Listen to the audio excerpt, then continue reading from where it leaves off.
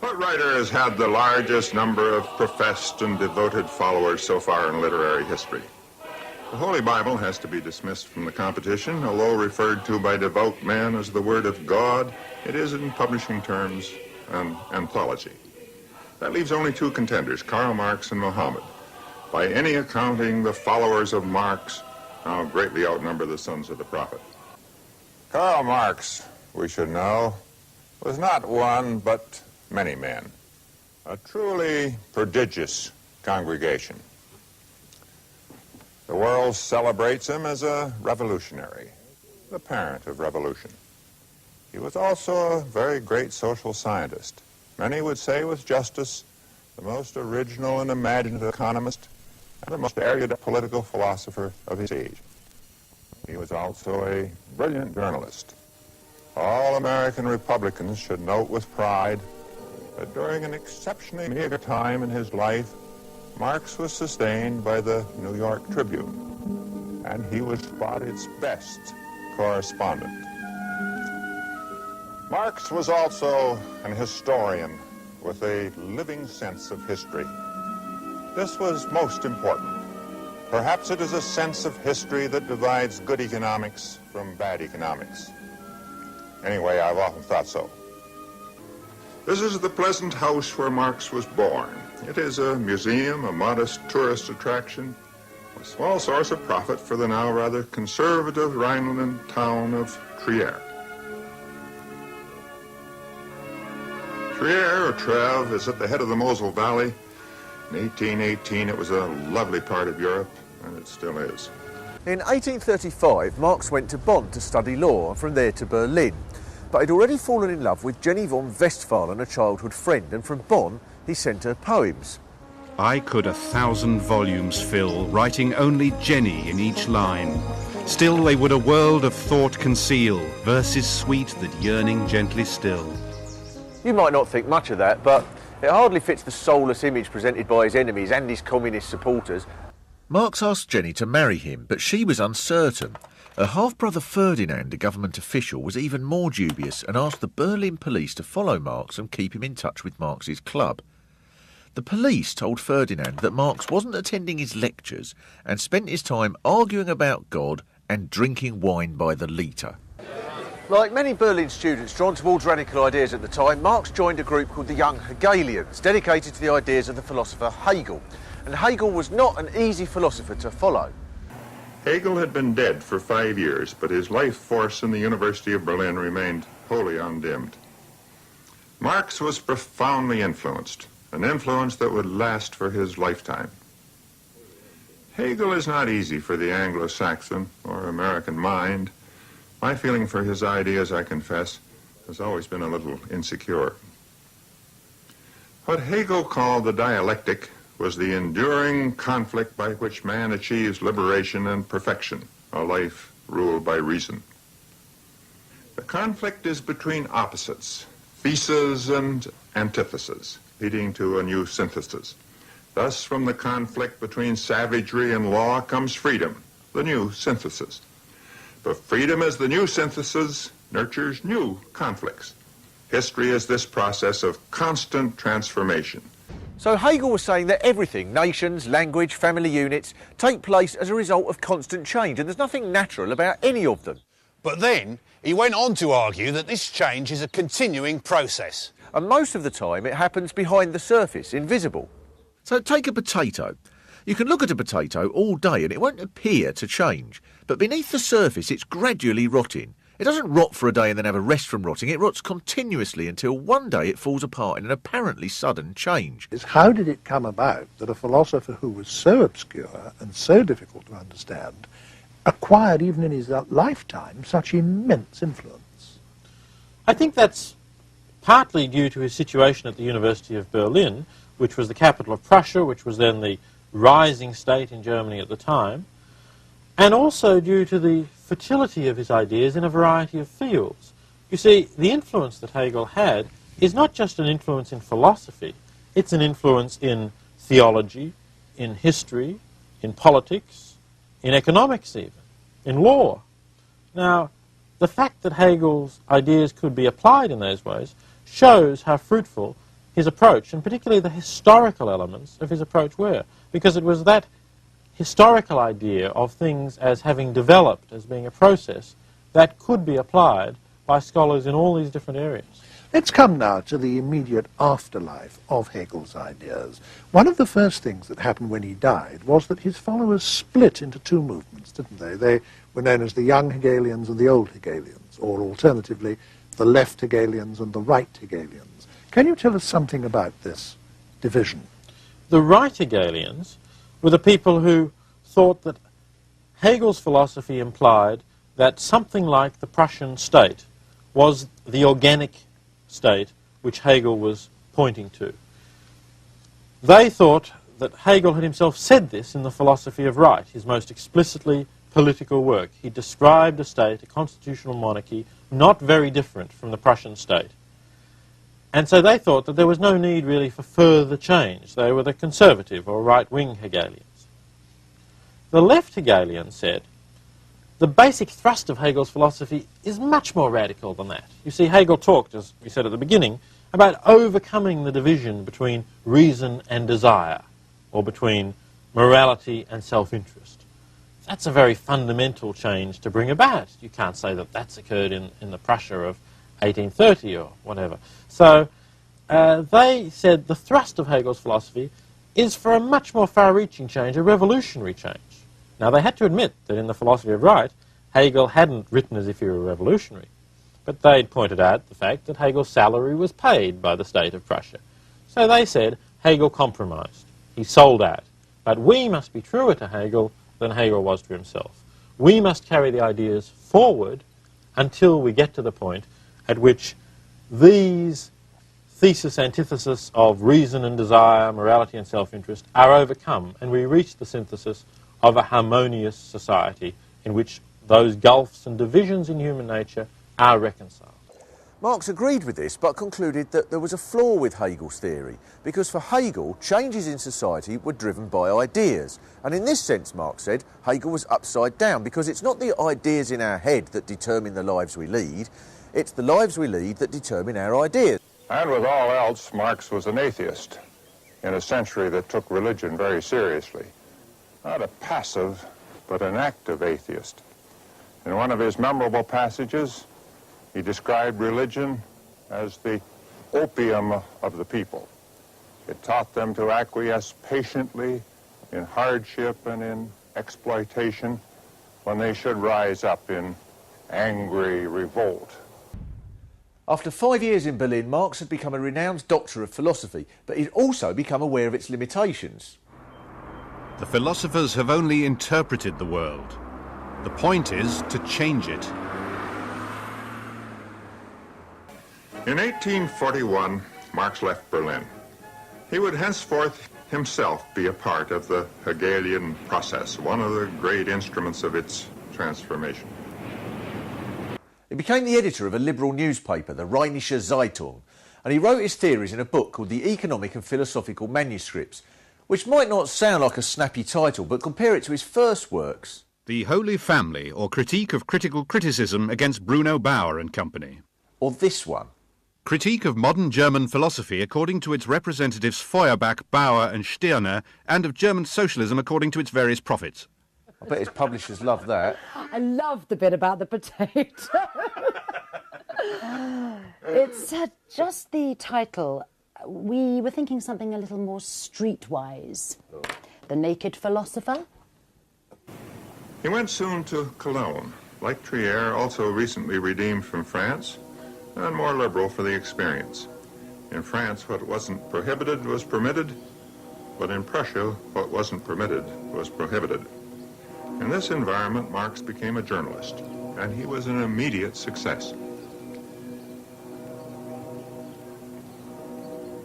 He was a good journalist, careful, intelligent, intense. His language was varied and resourceful, with much indication of the solid power to come.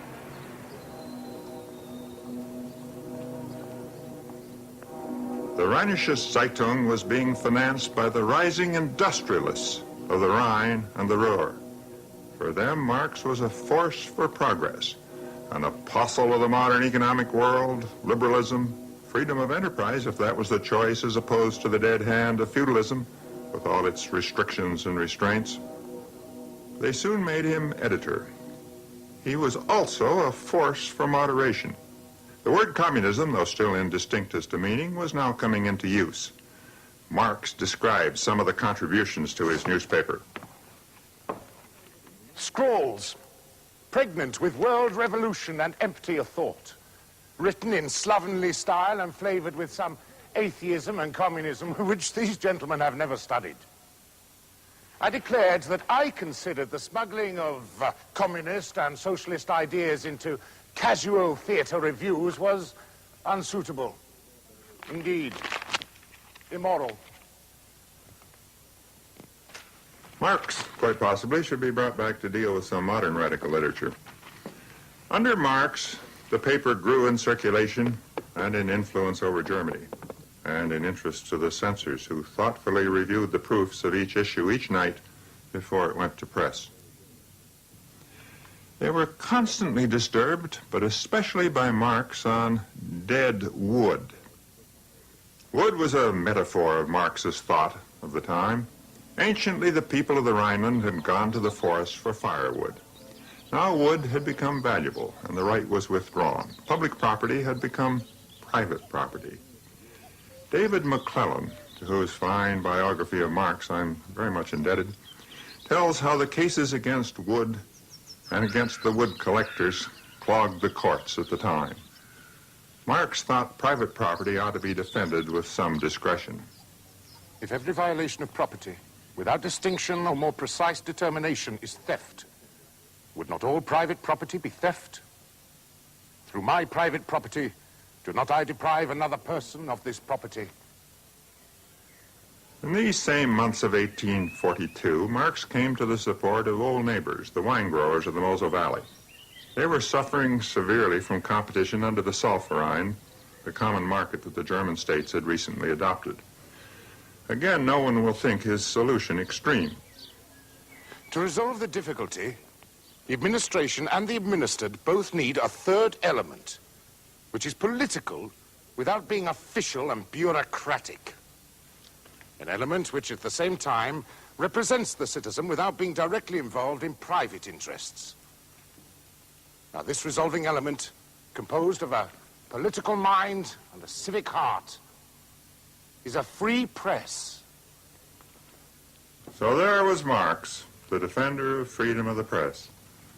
He also, in his columns, criticized the Russian Tsar and urged a more secular approach to divorce. Obviously, this sort of thing could not go on. In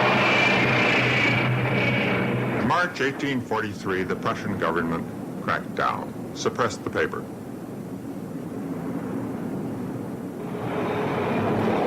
Physically, Marx's German years were now over. In spirit, he would return to Germany again and again. Wherever Marx might be, his thoughts would return to the land of his birth and of his education. And before leaving this time, he forged a new tie. He went to Krusnach and married Jenny. A little earlier, she had written to urge him, come what may, to keep clear of politics.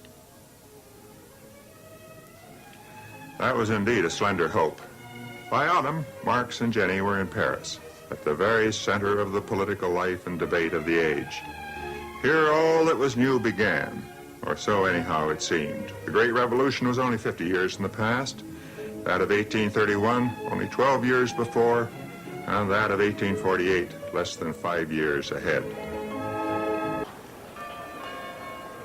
Marx and his wife lived here on the left bank in the Rue Venot. The Marx family lived at several addresses along this street, for the longest time here at number 38. Once he was settled here in Paris, Marx got ahead with his next journalistic enterprise, the editing of the Deutsch Französische Jahrbucher, the German-French yearbooks, really a magazine. By calling it a book, he hoped to avoid censorship. The reference to France in the title was a gesture. Though he was here in Paris, Marx's thoughts at this time were almost wholly on Germany. In France, every class of the people is politically idealistic. and is not primarily conscious of itself as a particular class, but as a representative of general social needs. The proletariat is only beginning to exist in Germany through the invasion of the industrial movement. Thus, we are now starting to begin in Germany when France and England are beginning to end. When all interior conditions are fulfilled, the day of German resurrection will be heralded by the crowing of the Gallic cock. I judge him to be saying only that change in Germany, peaceful or otherwise, would follow change in France. However, the Prussian police were very sensitive men. They decided that this was dangerous stuff. So the first double issue of the yearbook was confiscated at the border. There were now no German readers. There never had been any French readers or contributors. So the publication was obviously in trouble. Marx, by this time, was also quarreling with his fellow editor. So the German-French yearbook came to an end. The first issue was the last. In the next weeks, however, something more important happened. A traveler arrived in Paris and came to see Marx. It was Friedrich Engels. There had been a previous casual encounter, and now they met in a cafe, talked, met again, talked further, and formed what was to be a lifelong bond. Engels would be Marx's editor, collaborator, admirer, and banker of last resort. After this bonding, the pair formed a partnership that would carry on for the rest of their lives. They wrote dozens of books together and thousands of letters to each other, including one from Marx about the Empress Eugenie. She suffers, it seems, from a most indelicate complaint. She is passionately addicted to farting and is incapable, even in company, of suppressing it. It's only a little murmur, but as you know, the French are sensitive to the slightest puff of wind. But Marx's life was not spent talking in the cafes, but in these rooms. Marx now settled down for a period of serious reading and study, perhaps the most intense of his life. This was the time when many of the ideas which were to dominate his later years took form. One I think I should mention in particular. It has variously been called economic determinism or the materialist conception of history. The accepted ideas of any period are those that serve the dominant economic interest. Political economy starts from labor as the very soul of production, and yet it attributes nothing to labor and everything to private property. Intellectual production changes its character in proportion as material production is changed. The ruling ideas of each age have ever been the ideas of the ruling class. I must say I've never thought that Marx was wrong on that proposition. Social truth in our time has a fairly remarkable way of serving important economic interest. One yearns for an age when policemen were aroused by thoughts like that. But the Prussian police were aroused. They complained to the French authorities. To harbor a writer, such a writer, was not a neighborly act. It called for a friendly, fraternal gesture of repression. So Guizot, the French Minister of the Interior, issued an order for Marx's expulsion. That was on January 25, 1845. And on 24 hours' notice, the Marx family, there was now a baby girl, departed for Brussels. Brussels was a pleasant helm, also a base for more travel, to England to continue his association with Engels, and for meetings of the newly founded Communist League. For the Communist League in 1848, Marx, with Engels, composed the tract that after 125 years still rings in men's ears. That was the Communist Manifesto. The history of all hitherto existing society is the history of class struggles. Freeman and slave, patrician and plebeian, lord and serf, guildmaster and journeyman, oppressor and oppressed, stood in constant opposition to one another, carried on an uninterrupted, now hidden, now open fight. A fight that each time ended either in a revolutionary reconstitution of society at large, or in the common ruin of the contending classes. The Communist Manifesto was incomparably the most successful political tract of all time. To this day, when politicians proclaim their program, the organ tones of the manifesto, if not the content, sound through the hall. It, the bourgeoisie, has created enormous cities, has greatly increased the urban population as compared with the rural, and has thus rescued a considerable part of the population from the idiocy of rural life. During its rule of scarce 100 years, it has created more massive and more colossal productive forces than have all preceding generations together. Marx's attitude towards capitalism is basically ambiguous. At the same time, he was honest here, Marx, ultra fascinated. He was fully aware that this is the most productive, dynamic system in the history of humanity, and so on.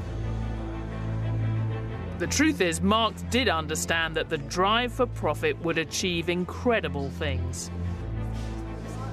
It has been the first to show what man's activity can bring about. It's accomplished wonders far surpassing Egyptian pyramids, Roman aqueducts and Gothic cathedrals.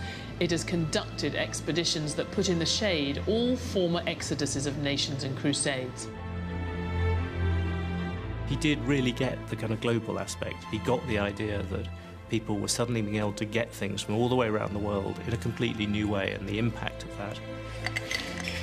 The need of a constantly expanding market for its products chases the bourgeoisie over the whole surface of the globe.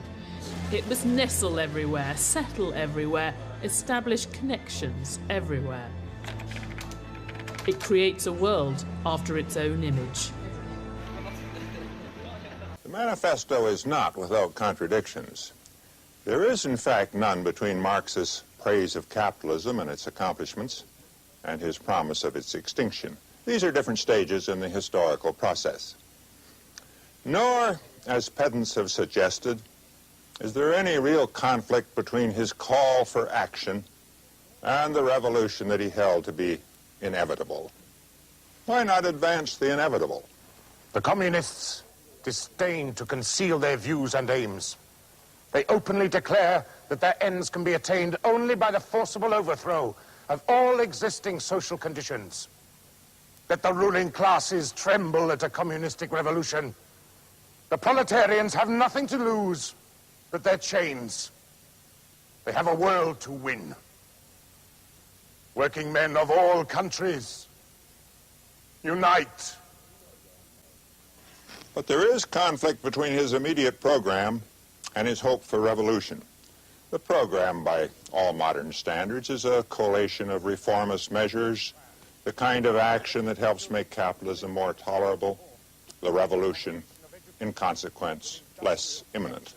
The heavy progressive for graduated income tax, free education for all children in public schools, equal liability of all to labor, establishment of industrial armies, especially for agriculture, combination of agriculture with manufacturing industries, gradual abolition of the distinction... In one way or another, in the advanced capitalist countries, much of this got done. And these reforms did help to take the raw edge off capitalism, did without doubt have the effect of postponing that forcible overthrow of all existing social conditions for which Marx had hoped. Thus did Marx the reformer defeat Marx the revolutionist. The revolution, when it came in those countries, Imperial Russia, China, where the reforms Marx urged were never known.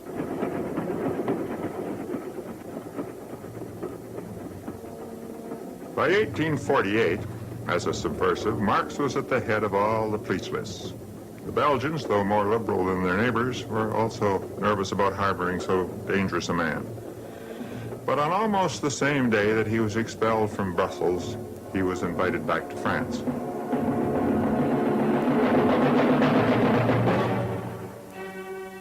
That was because 1848 was the year of revolutions in Berlin, Vienna, Prague, and here in Paris. Many people still connect that year with Marx and the Manifesto. Neither had an appreciable influence. The revolutions came, but the words of the Manifesto were still all but unknown. All revolutions have a geographical center. The French Revolution had its center, its great center on the Place de la Bastille. And the revolution of 1848, for a Marxist, was centered here on the Luxembourg Gardens. This might be a good time to reflect on the nature of revolution, what it takes to make a revolution successful. Revolution is a word that comes very easily to our lips. If conservatives knew how hard it is to have a revolution, they would be far less worried than they are about the danger. They're far, far safer than they know. Three conditions are absolutely essential. There must be determined leaders, men who know exactly what they want, men who know that they have everything to gain, and also that they have everything to lose. They must have disciplined followers, men who will accept orders, won't think for themselves. It's my impression that this also is inconsistent with the revolutionary tendency. People who participate in revolutions do want to think for themselves. Well, that can't be allowed. And finally, the other side must be weak. All revolutions are the kicking in of a rotten door. They're by men who charge ruthlessly into a vacuum. All of these three conditions were present in the Russian Revolution of 1917. All three conditions were present in the Chinese Revolution after World War II. And all of these three conditions were absent here in France in 1848. By then, Marx was again on his way. He had never had much hope for the success of the revolution, but he did write its epitaph. The Paris workers have been overwhelmed by superior forces. They have not succumbed to them. The momentary triumph of brutal violence has been purchased with the fracturing of the French nation into two nations. The nation of the possessors and the nation of the workers. The tricolor republic now bears only one color. The color of the defeated. The color of blood.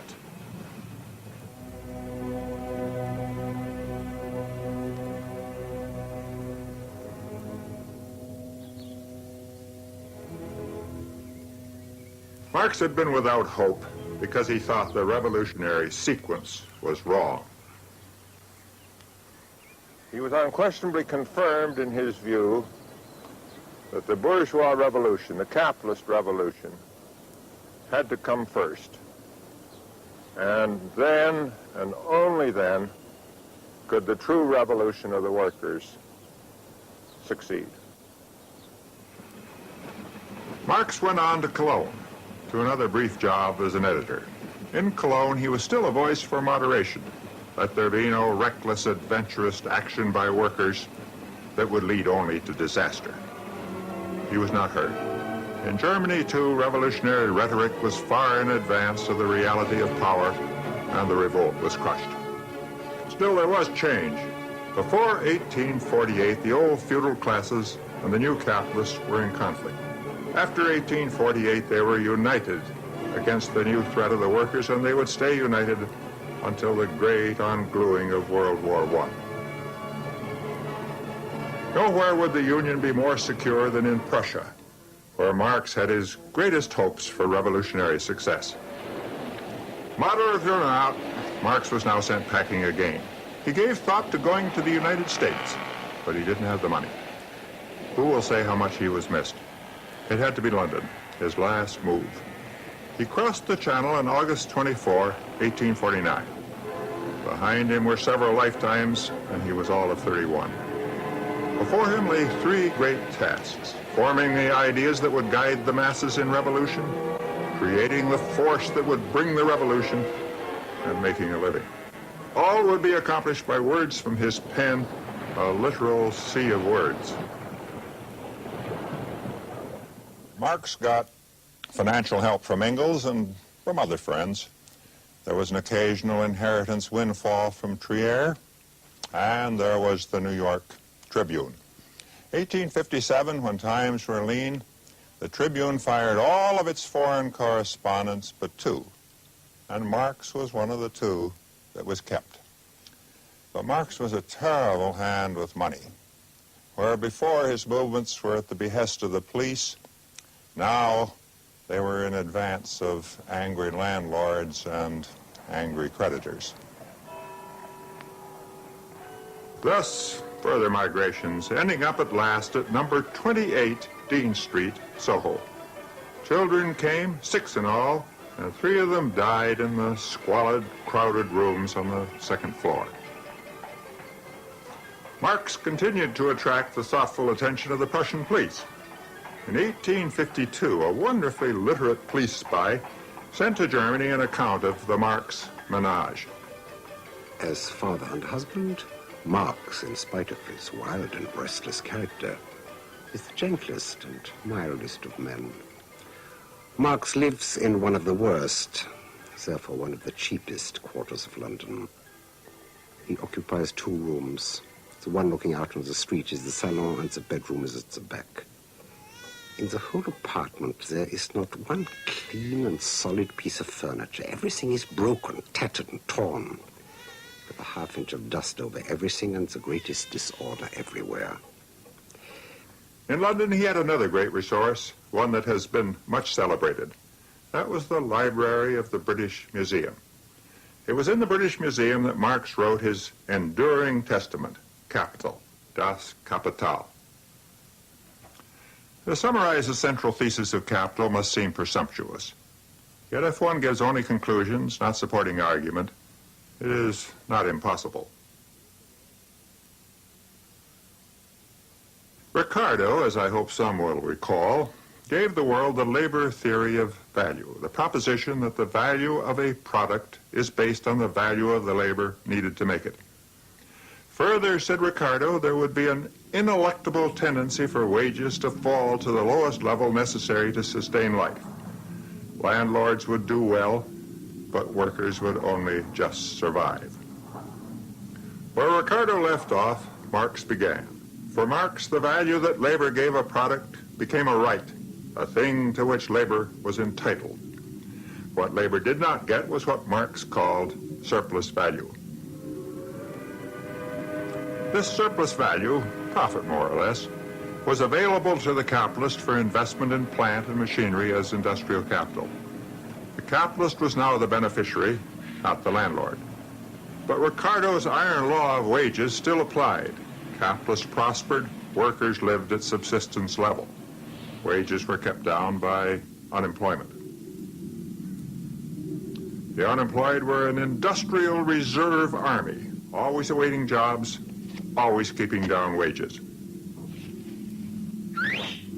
If the capitalist should reemploy all this labor, wages would rise. Profits would then fall, production would cease to be worthwhile, there would be a crisis, later called a depression. Then the unemployment that workable capitalism required, in Marx's view, would be restored. The profits of the capitalist would be used for investment, also by the large capitalists to gobble up the small ones, the process of capitalist concentration. In consequence of this concentration, individual capitalists would grow bigger and stronger, but the system as a whole, since its political base rested on ever smaller numbers, would become weaker. This weakness, in combination with a falling rate of profit and the increasingly severe depressions, would make the system progressively more vulnerable to overthrow. Confronted by the disciplined proletariat it created, it would be overthrown.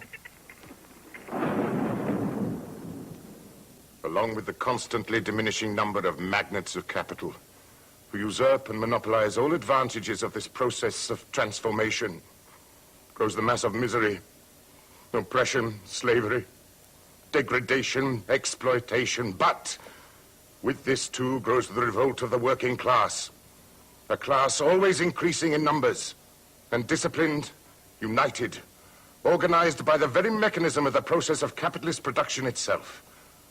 The monopoly of capital becomes a fetter upon the mode of production which has sprung up and flourished along with and under it. Centralization of the means of production and socialization of labor at last reach a point where they become incompatible with their capitalist integument. This integument is burst asunder. The knell of capitalist private property sounds. The expropriators are expropriated. You see the carbuncles on Marx's face. He once warned the capitalists that they would suffer for them. There was for capitalists one comfort. Their end would come not with a whimper, but with a wonderful bang.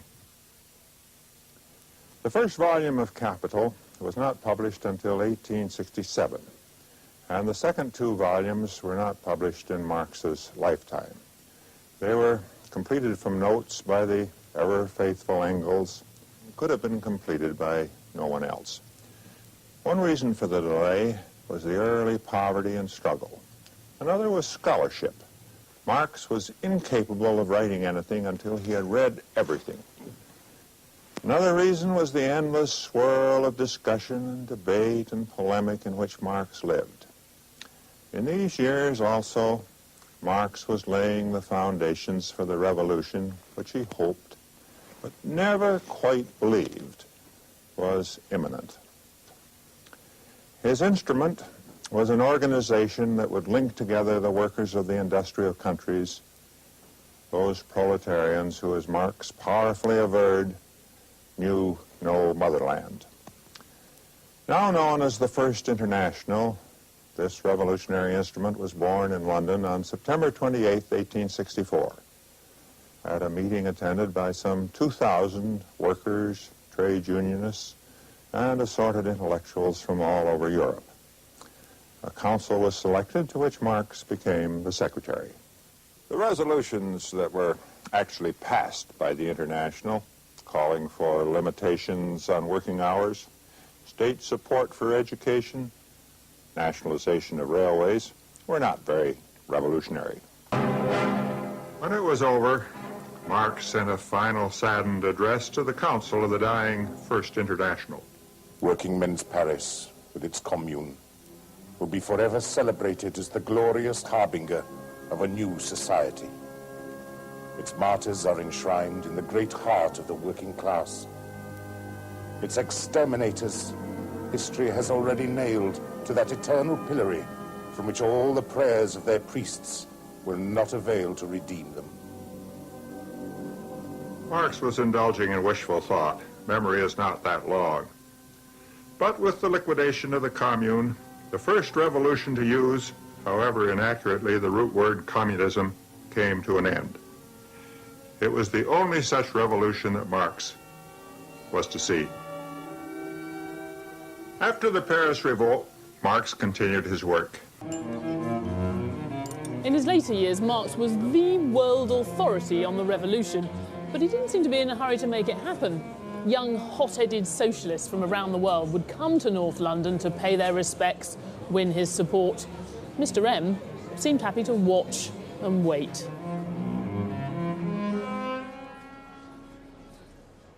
Marx only really had contempt for terrorists, those who were seeking to fast forward political progress by having change through arbitrary violence.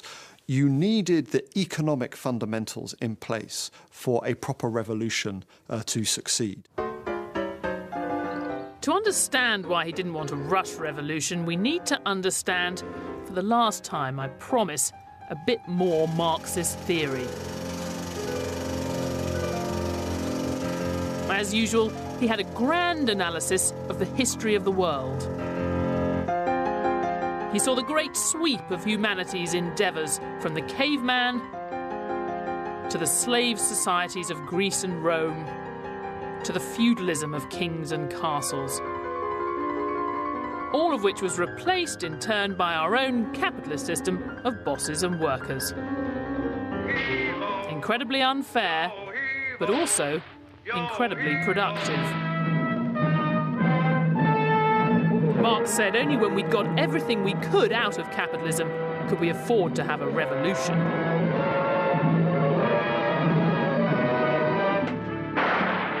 In his words, the knell of capitalist private property sounds. The expropriators are expropriated, all to be replaced by more or less nothing. Irritatingly, there's next to no alternative laid out. Marx, basically, was not the one who simply gave us a blueprint, 5 stages after capitalism, communism, here you have the basic guidelines, what to do and so on. No, it's up to us. He just opened up the field. Marx said we couldn't describe what the next stage of human development would look like any more than a feudal serf could have described our lives today. To which you might say, fair enough. Except you might also think it was pretty telling. After all, nobody else has been able to describe a convincing alternative to capitalism either. We might see a complex modern economy which all of us have a stake in, but Marxists would say the same old rules still apply. For them, who owns what still means everything.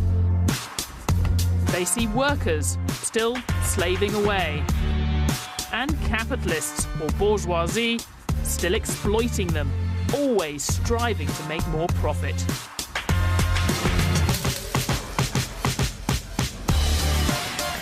In Marx's world, any capitalist that doesn't seek maximum profit is soon replaced by one who does. So the system follows a completely predictable course, he would say, to its own destruction.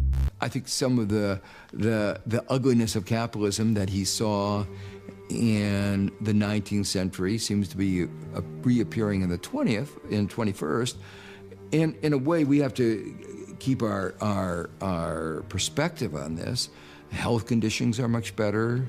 Living standards are starting from a higher level. But it is still the case that things aren't the way they ought to be, and they're not moving in the way they should be. I think he would have written a lot more had he lived 10 years more on what a socialist republic would look like. And who knows, but that might have saved the world a lot of bother. He also remained the high, although not the undisputed, judge of socialist thought. In 1875, the working class parties of Germany agreed on a program that deeply displeased him. Reform once again replaced revolution, but he also warned that for true communism, the old scar tissue of old capitalist thought must first disappear. Only then would come the great day when society would inscribe on its banners, "From each according to his ability, to each according to his needs." Maybe these 12 words converted as many people to communism as all the other millions that Marx wrote in his lifetime. The last years were not for Marx a happy time. In December 1881, Jenny died. A few months later, the first and best beloved of his daughters also died. Distraught and very lonely, Marx too ceased to live. And on March 14th, 1883, with Engels at his side, he died.